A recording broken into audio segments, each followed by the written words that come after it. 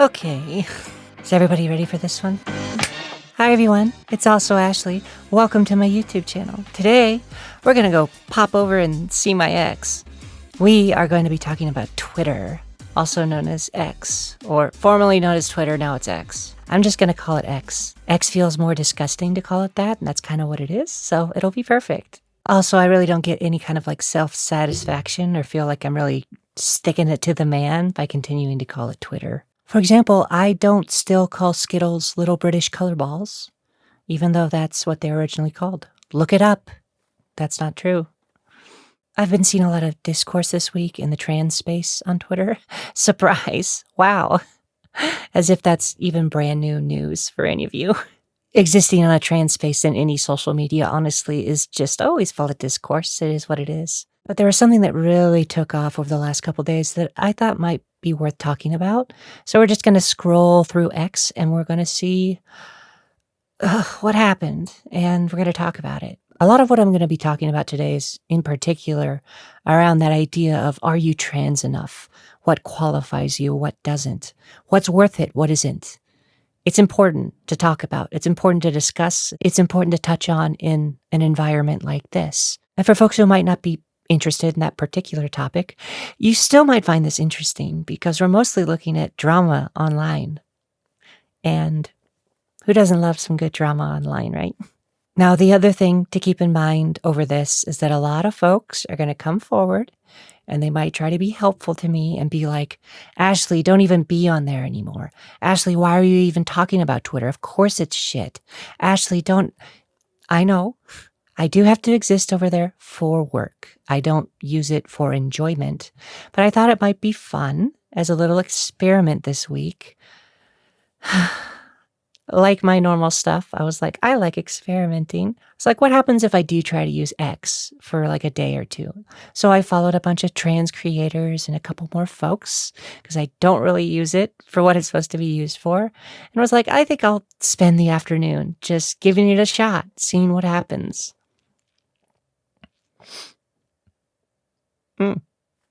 So to get it out of the way before I even dive into this, I think my best advice is almost like, just don't be on there, really. If you want advice, if you want a real conversation, if you want earnest opinions, it might be better to seek elsewhere. I've kind of always talked about that, though. For example, many of the trans friends I have don't even have social media accounts, and I'm a little jealous. But we mostly exist in offline spaces, and I know that's not always accessible for folks, but I just wanted to get that out of the way up front. Yes, I encourage real life, not a projection of a reality of a persona that you are trying to create online. I will be completely honest, I am not a fan of trans social media spaces in general. The larger those spaces are, the more there's like mini celebrities within them, the more discourse, the more jealousy, the more bitterness, the more hot topics churn through like a blender, never really fully discussed or settled on. I'm just describing the internet, not just trans spaces, but I feel like it hits me more than any general thing because as trans folks, we are suffering right now. Look at me laugh. That's how I cope.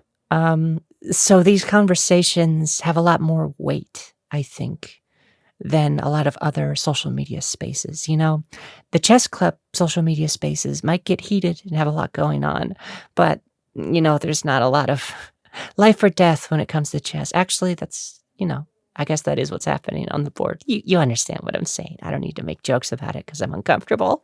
But typically my existence within these spaces is my attempt to not stir up drama, just to give positive vibes, just to discuss and talk. But really, when I look at these tweets or whatever the called now, remember that I'm not trying to be super judgmental. I'm actually going to try and give a lot of you advice based on what I'm seeing here. So that was a very long intro. Thanks for sticking in. Let's get to the drama. There it is right away. Okay, this is the one that blew up, so I'm glad it's right here. So 1.5 million views, not a lot of interactions. This was mostly something that hit the water and then rippled out massively. So I saw, more than anything, I saw folks reacting to this tweet, more so than this tweet getting big, if that makes sense. I'm also not going to be audibly saying who said these things. You can see it on the screen if you're really interested, mostly for archival purposes. But this says, the truth is that if you, 1, didn't start HRT before 16, 2, don't have access to FFS, facial feminization surgery, and other surgeries, 3, never male failed pre-early HRT, you might as well repress. Your transition is doomed to failure, and you'll never look like a woman. You need at least one of those. Now, I am not offended by this tweet. I think it caused a lot of discussion that was very important and really good to see. Discussion's everything. But you may have noticed this is gatekeepy as right away. And I'm never a fan of when you outline what can or cannot make you trans or discourage others from finding their own path. That's kind of what this is. No shade, I guess. It's not really me being upset or angry. Do I seem upset or angry? No. I probably have the right to, because for me, I hit all 3 of these. I didn't start HRT before 16. I never plan on getting FFS or any other surgery. And I may have had a hormonal imbalance growing up, but all that really did was give me gynecomastia. I was never mistaken for a girl, thought of to be a girl. I successfully had a career as a male. I was very masculine. I was a frat guy that played football. So for anyone that maybe saw this over on X or are seeing it now for the first time, don't take this at face value. Don't let this question your own existence, please. And I mean, that's one of the first things that's said down here. Don't project your own insecurities to other people. And their response was, it's not projection. It's reasonable observation of reality.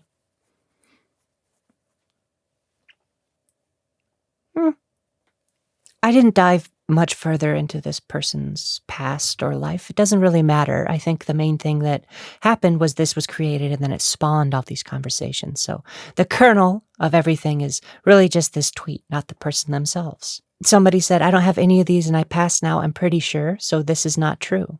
And their response was, exception to the rule. I guess I'm an exception to the rule as well. Apparently, a lot of exceptions to the rule can occur. Before we move on, I do just want to point out that I think when folks do this kind of thing, become gatekeepy like this, a lot of it is spurred on or spawned from their own insecurities. It's that thing I talk about of like, well, this was my path, and if it's not your path, then you're wrong. Or this isn't my path, so I guess I'm wrong for not following it, which is kind of what this is. I think something else that this tweet does that is kind of unhealthy is fully placing your existence as a trans person and as a trans woman on other people, on other people's perception, as well as like hitting certain check boxes on a visual and physical level that qualify you to be trans, as this person is basically saying. You know me, that's not true. You don't need to hit specific boxes. Everybody's different. It's multiple choice across the board, So more than anything, I just kind of found this sad that this was something that I could tell angered a bunch of people, made folks react. I think it made folks question their own existence a little bit. And that's what happens when you gatekeep like this, when you force a certain requirement, not only for your own existence, but for someone else's existence.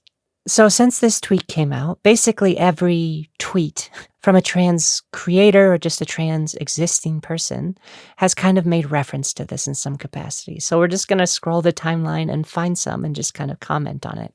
Okay, so just scrolling down. Here's another one. This might be in reference to this. A lot of trans women would greatly benefit from internalizing that being conventionally pretty is not prerequisite to being a woman, and most cis women do not look like supermodels. I think this is a pretty valid point. I think it also does the thing that's a little bit more important, which is it casts a wide net, especially in it saying a lot of trans women would greatly benefit. It's not saying every trans woman would benefit from. I think keeping your language and verbiage in that way isn't really forcing folks into certain boxes. It's just kind of saying like, hey, this is a trend I see amongst all of you. Maybe think about it this way. And I think that's a healthier way to go than to gatekeep. Or, if you were to construct this tweet in a way that was like the last one. It would just specifically say, trans women need to internalize this, etc. You're demanding something of everyone. It's not how it works. I think on another level, though, this is still a bit unhealthy because it requires you to once again compare yourself to other folks. It's basically saying like, hey, not everybody's pretty. You can compare yourself. And that's the problem, right? Like immediately you're going, well, hey, look, that's not as important, but compare yourself. Yeah. And maybe that's at its core, that's kind of an immediate issue. The moment you say, hey, look, I know you're trying to exist, but here's a healthy way to compare yourself to someone else. That's tricky, I think it's good to look around at the world around you and try to better yourself by learning from others.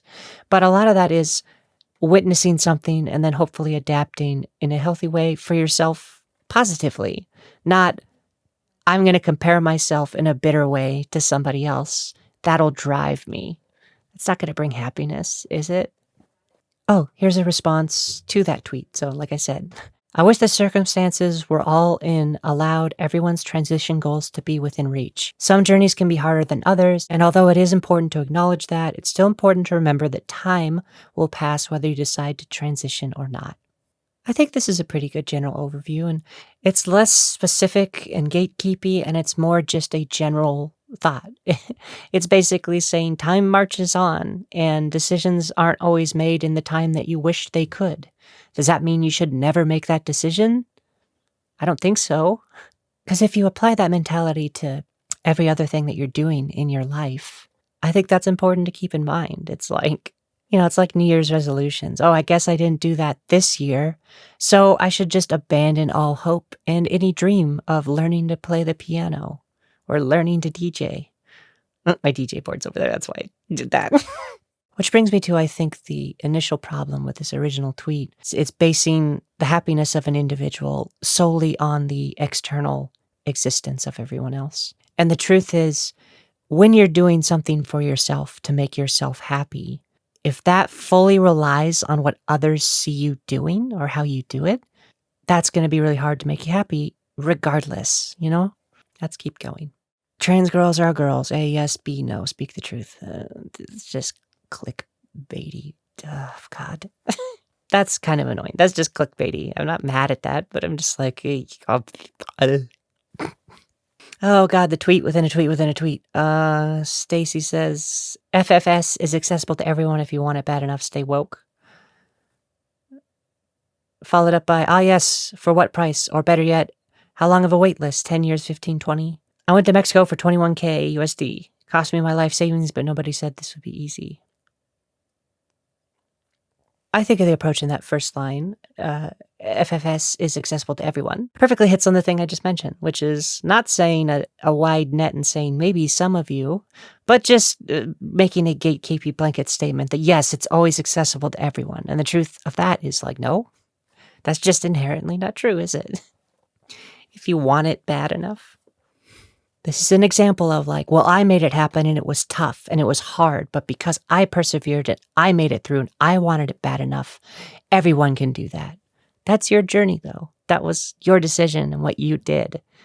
I'm glad that you did, that it brought you happiness, but you can't just project that off because this is another form of projection in a way, because it's saying, well, why can't the rest of you do this as well? Look, this was my path, so variety is the spice of life or whatever. Like, I'm glad we can talk about this. This is the important stuff I like creating with y'all. I think it's good to do this, even if it's hard.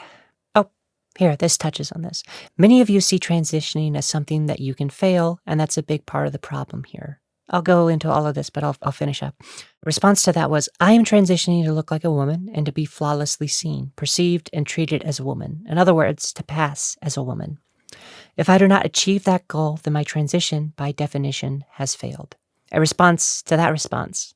I think basing your self-worth on how strangers perceive you is unhealthy and will kill you very young. Wanting to pass for safety? Sure.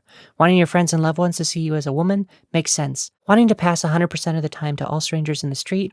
Yeah, I'd like that. Making that a primary life goal? No, I choose life. This is why folks get very passionate about all of this stuff. This is why gatekeeping exists within this space. Like, a lot of this really is life and death, happiness and depression, black and white. And then you sprinkle in the fact that, like, transness in general is so gray. It's so all over the place. It causes spikes, and it causes this kind of thing, and it causes heavy opinions. You can't say that I'm not heavily opinionated. Like, I try to be positive and everything, but everything I'm saying here is also very heavily my opinion. Surprise. Let's talk on this original one. Many of you see transition as something that you can fail, and that's a big part of the problem here. I think if you want to define your transition by pass-fail, that's your prerogative. Personally, I don't think that you should derive your entire self-satisfaction after those goals. Just like, again, anything in life, if you don't accomplish little things here or there in life, does that equate to you being a failure as a human being? Gender in general ties a lot more into your own personal existence, don't get me wrong.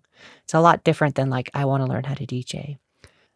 But I think setting goals is always a good thing. It drives determination, and an accomplishment of goals brings happiness. I think it's on a personal level. If you want to define yourself by pass-fail, you can. Probably not the best idea. Because my follow-up advice to that is, who's judging that? Yourself? Others? It's tricky. This follow-up that said I'm transitioning to look like a woman and to be flawlessly seen, perceived, and treated as a woman, in other words, to pass as a woman, if I do not achieve that goal, then my transition by definition has failed. That's their own definition of it, right? They might say, you might not do a pass-fail thing. I am. You're allowed to do that. That's your life, you know? I think that as opposed to everybody else chiming in to be like, actually, you're wrong, I think it's more of, let's talk about it. Explain that to me. That's kind of the way I want to approach all of this. And I would approach anybody who's talked to me about being trans is like, we don't have to define it within ourselves. And I think there's a drive within the trans community to like fit these things in boxes and define what makes you trans or not, because we feel like we can use that as ammo against the assholes. And that sucks to exist in that headspace because it forces us to not feel like we're on the same side. It's like, come on, motherfuckers. We all got to get on the same page with this so we can use it against the people who want us dead. And that adds a lot of tension to all of this kind of thing. And what that forces is very stressful conversations and very heavy opinions. When I think if a lot of us looked at it as points of discussion rather than definitions, we might all be a little better off. I believe this tweet is in response to somebody responding to the original one, but passing is easier when you don't look constantly miserable, by the way. Oh, my mid-face is so long. Smile. Move those cheeks up. Oh, my forehead is so big. Move those eyebrows up. It does, it cuts off. That's fine. I think this is kind of funny. Trans women really are women. We're even being told to smile more. I think the original here is the example, right? It's like, well, I did this and I found success, so you all need to do it. And then you won't be bitching. And that's the attitude that's kind of the problem. What if you approached it differently and said, hey, here are the things I did that helped me. I did it this way. Personally, I found smiling more or moving your forehead in this way and that kind of thing. But guess what? That doesn't really stoke interaction online, does it? Maybe that's the core problem. That is the core problem, isn't it? It's like, I have to say it this way because otherwise people will ignore it. Maybe that's my problem. Maybe me trying to be so positive vibe and be like, let's discuss, as opposed to me being like, fuck you, is the problem. And that's why I'm not as, big or gigantic or such a huge celebrity. And you know what? I'm okay with that. I'm okay with not trying to be an asshole to someone just because it gets me a couple more likes or whatever. Like, who cares? It's Twitter. Who gives a shit about likes on Twitter? Y'all love the doom about your transitions while simultaneously looking like a perfectly normal woman and also barely being on hormones for 2 years. Like, get a grip, LOL. This derives from kind of the feelings I get when I see these things, right? Like, You want to feel positive for other people. And when you're in this space and you're seeing people question and try to mark things in a box and say, here's what, it's gatekeeping, here's what does or doesn't qualify you. You get frustrated like this and you just go like, stop dooming. So I think that's just in response to that. And the truth in response to this is a lot of folks that don't feel comfortable about themselves or how they present in a trans space or as trans or in a feminine way really isn't up to you, the person on the outside. You're not going to be able to convince that person whether or not they see themselves the way they want to be seen. You can try to encourage that. You can try to be positive about it. But you can't grab them and be like, get a grip. That's not going to change anyone's mind. Girly pop, are you trans or not? Either you have to do it or you don't. Stop being a baby and do what you have to do because nobody's going to do this for you. I'm not sure who that's directed at. Is that directed at everyone? Is that directed for the random person that scrolls across it? Is this meant to be helpful for someone?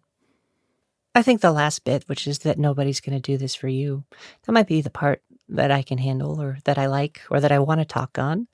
Yeah, I think that kind of gets the point I've been making, admitting at the end that like, oh, a lot of this is up to you.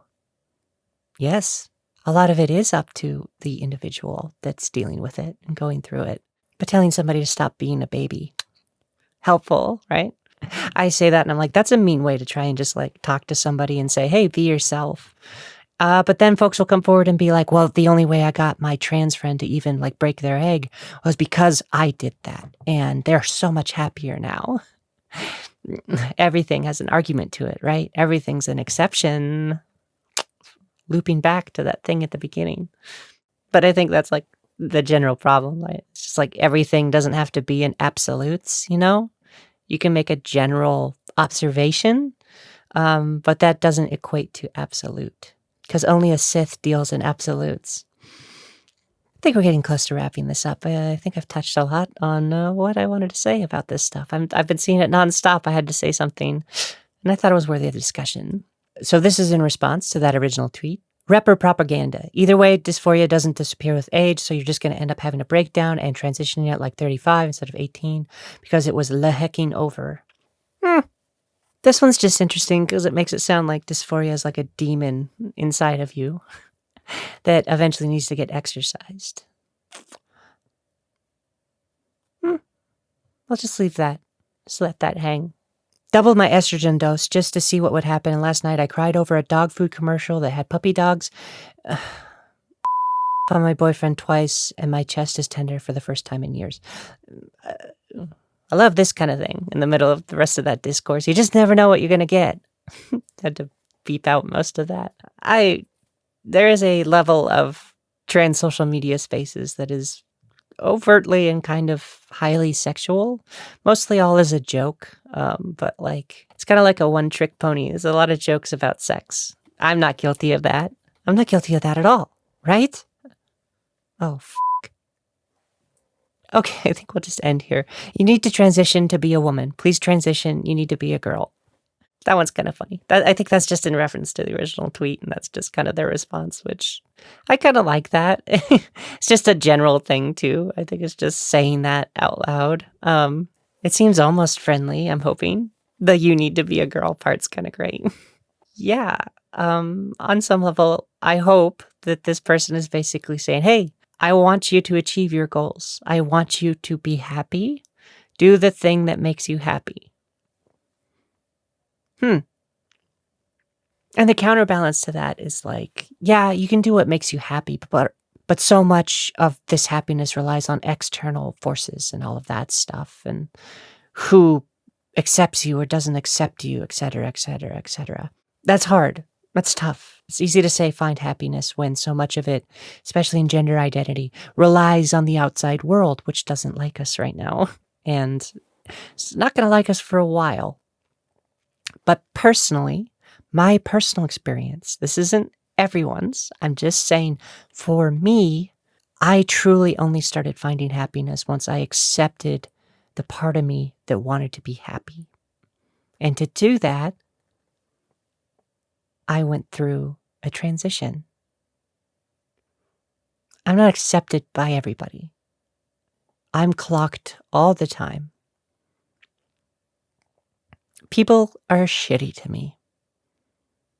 I know that if I'd started much, much younger, I would feel less dysphoric in my femininity, in my presentation. I know that. I wouldn't change what I did. And for folks wondering, I was very old before I started HRT. The whole joke online is I don't talk about my age, but I didn't really start until a couple years ago.